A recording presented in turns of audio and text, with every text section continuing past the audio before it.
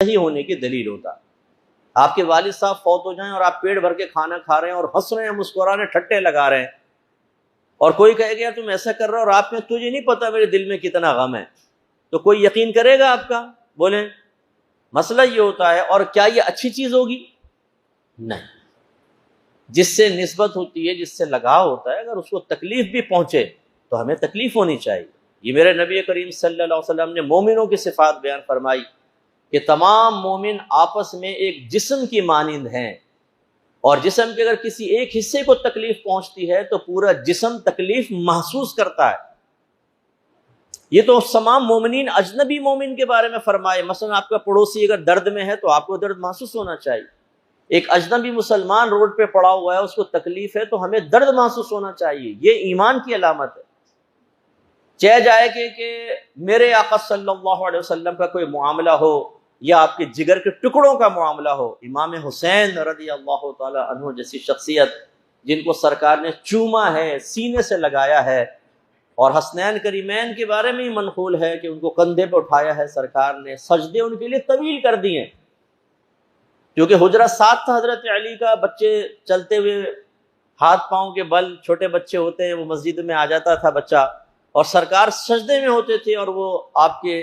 گردن پر سوار ہو جاتے تھے، کیونکہ نانا جان کھلاتے تھے، اور جب کوئی اس طرح کھلاتا ہے تو بچوں کو عادت ہوتی ہے۔ ہم میں سے بعض تو بچہ قریب آئے اور اس طرح حرکت کرے تو تھپڑ مار دیتے ہیں اس کو، پھجٹ، تو بچہ ڈر جاتا ہے، بیچارہ زیادہ فری نہیں ہوتا۔ لیکن جس سے فری ہو جائے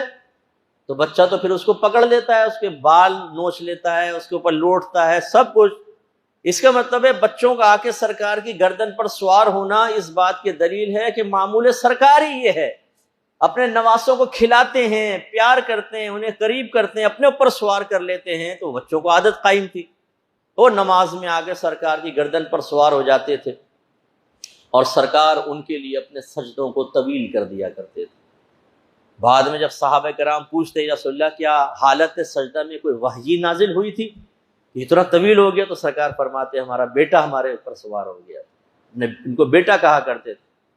کیونکہ یہ خاصہ ہے میرے آقا صلی اللہ علیہ وسلم کا کہ ہر مرد کی نسل بیٹوں سے چلتی ہے، اور میرے آقا کی نسل بیٹی سے چلی، اس لیے سرکار ان کو بیٹے فرمایا کرتے تھے۔ تو اتنے جس سے سرکار پیار کریں، انہیں سونگھیں، انہیں چومیں، انہیں سینے سے لگائیں، ان کے غم پر پریشان ہو جائیں، سرکار بے چین ہو جائیں، اور پھر